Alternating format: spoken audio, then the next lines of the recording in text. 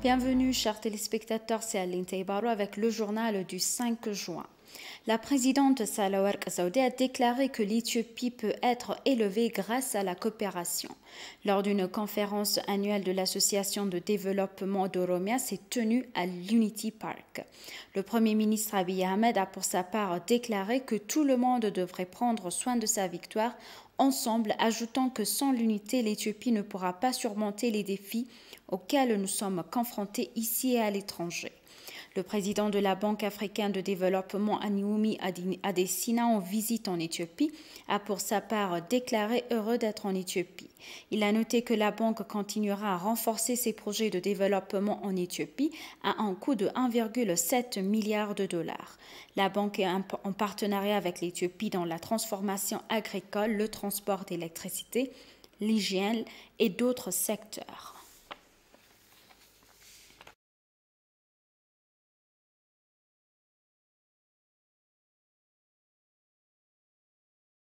Dans la même nouvelle connexe, le président de la Banque africaine de développement Akinwumi Adesina s'est engagé à accroître son soutien au projet de développement en Éthiopie.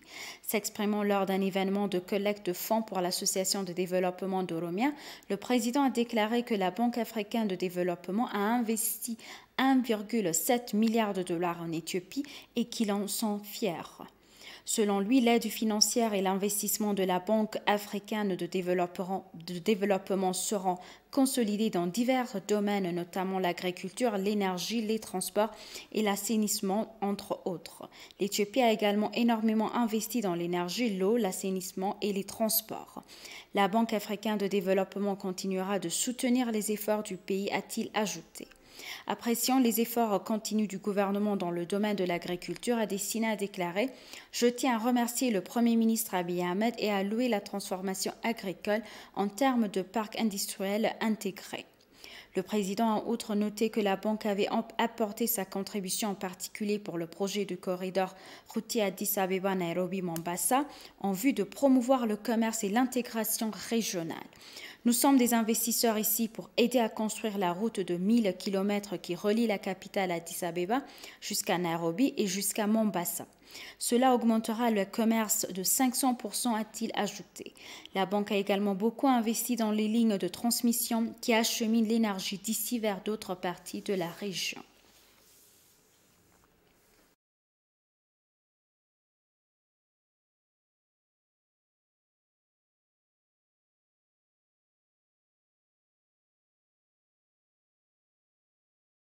Selon FBC, l'ambassadeur d'Éthiopie à Djibouti, Brahanouz Agaï, s'est entretenu avec le ministre djiboutien des Affaires étrangères, Mahmoud Ali Youssouf. Mohamed a réitéré que son gouvernement attache une plus grande importance à ses liens avec l'Éthiopie, selon le ministère des Affaires étrangères. Le ministre des Affaires étrangères a ajouté que l'Éthiopie et Djibouti entretiennent des relations solides qui donnent l'exemple en autres pays voisins. Il a affirmé que son gouvernement était prêt à intensifier les liens vers une vitesse élevée dans des réseaux à multiples facettes. L'ambassadeur Brano a partagé des mises à jour sur les développements en mettant particulièrement l'accent sur la situation au Tigray, les prochaines élections nationales et le grand barrage de la Renaissance éthiopienne. Il a noté qu'une aide alimentaire et non alimentaire a été distribuée à plus de 4,5 millions de personnes au premier tour et à 2,7 millions de personnes au second tour. Tout en indiquant que la part des pays et organisations donateurs dans les efforts en cours était de 33%. L'ambassadeur a réaffirmé que les engagements continus visant à assurer la sûreté et la sécurité des citoyens renforceront encore les relations entre les deux pays. Il a également félicité le gouvernement de Djibouti pour avoir démontré sa volonté dans les efforts conjoints visant à transférer les cliques criminels du TPLF vers l'Éthiopie. L'ambassadeur Brano a réaffirmé l'engagement du gouvernement à rendre les prochaines élections pacifiques, démocratiques, libres et équitables. Concernant le grand barrage, il a indiqué que son gouvernement veillerait à ce que le deuxième cycle de remplissage d'eau soit effectué selon le calendrier et conformément aux dispositions de la Déclaration des principes.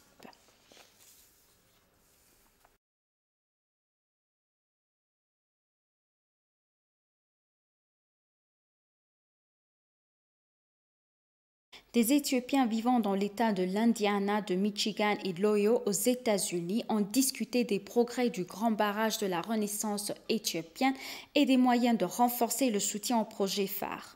Les membres de la communauté et de la diaspora qui ont participé à la discussion ont également souligné la nécessité de déployer les efforts concertés pour contrer les pressions extérieures dans les affaires intérieures de l'Éthiopie à la suite de la désignation du TPLF comme organisation terroriste.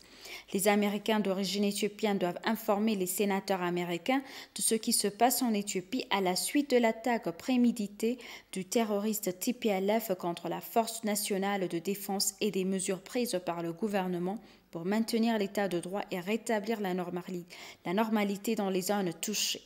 Ils ont outre réitéré leur engagement pour la suite du grand barrage, c'est selon FPC.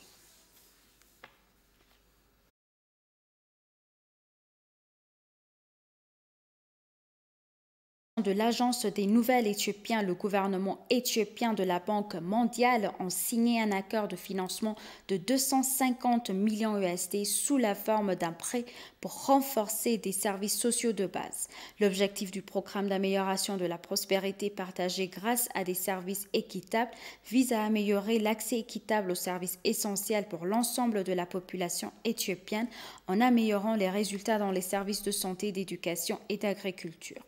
Il améliorera et renforcera également le système global de prestation de services décentralisés dans les Warada les moins performants du pays selon le ministère des Finances. Le projet se concentre sur la promotion de la fourniture des services tels que l'éducation de base, les soins de santé primaire, les conseils de vulgarisation agricole, l'eau et les routes rurales à travers un système hautement décentralisé. Le choix a été fait en tenant compte de l'écart dans la prestation des services de base et en examinant comment un gouvernement décentralisé pourrait mieux répondre aux divers besoins locaux et fournir des biens publics plus efficacement qu'un gouvernement centralisé. En s'appuyant sur les enseignements tirés des phases précédentes, le programme continuera de soutenir les efforts continue du gouvernement pour fournir des services de base. Le programme ESPES vise à tirer parti du vaste programme de prestation de services du gouvernement pour promouvoir l'équité, améliorer la qualité et institutionnaliser les systèmes essentiels, en particulier au niveau des Warada. Selon le ministère, ce financement supplémentaire a été approuvé par le conseil d'administration de la Banque mondiale en mai 2021. Le ministre des Finances Ahmed Shide et le directeur de la Banque mondiale pour l'Éthiopie, l'Érythrée, le Soudan et le Soudan du Sud, Ousmane Dione, ont signé les accords.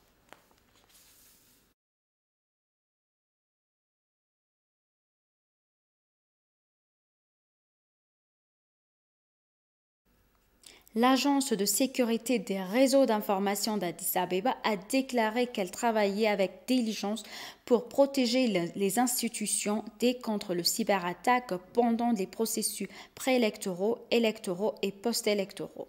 Assurer la cybersécurité des élections signifie protéger les élections et les infrastructures contre les attaques, a déclaré le directeur général de l'Agence de sécurité des réseaux d'information, Shumete Gza.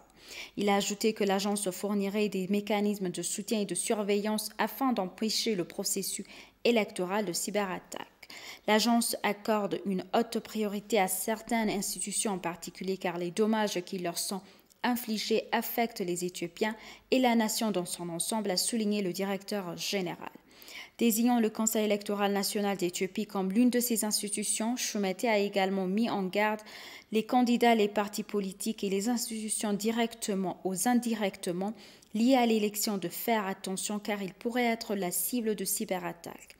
L'agence est prête à fournir tout le soutien nécessaire aux acteurs électoraux s'ils ont des inquiétudes liées aux cyberattaques, a-t-il déclaré. Citant que l'agence a mis en place une équipe qui se concentre sur la protection des infrastructures clés du pays, le directeur général a révélé que l'équipe est prête à déjouer le cyberattaque qui pourrait être lancé pendant les périodes préélectorales, électorales et post-électorales. Les élections générales éthiopiennes auront lieu le 21 juin 2021.